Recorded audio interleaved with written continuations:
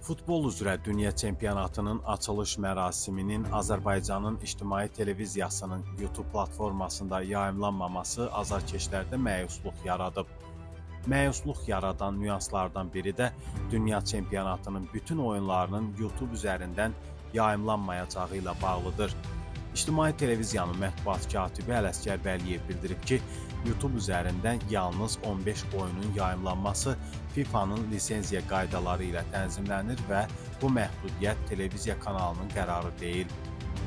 İctimai televiziya olaraq YouTube üzərindən 15 oyunu yayımlamaq hüququmuz var.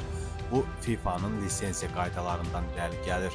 Məhdudiyyəti biz tətbiq etmirik. Beynəlxalq hüquq və lisenziya tələbləri belədir.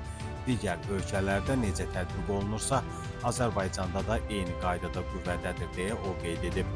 Ələsgər Vəliyev yayımlarla bağlı hər hansı maliyyə probleminin olmadığını da vurğulayıb.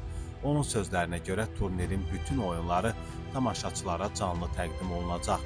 Dünya çempionatında ümumilikdə 104 oyun keçiriləcək. Onlardan 92-si ictimai televiziya tərəfindən canlı yayımlanacaq.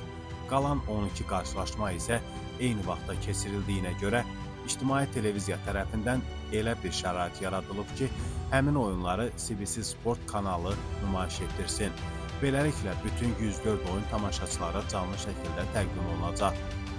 Mətbuat katibi əlavə edib ki, azarkeşlər qarşılaşmaları təkcə televiziya vasitəsilə deyil, rəqəmsal platformalardan da izləyə biləcəklər.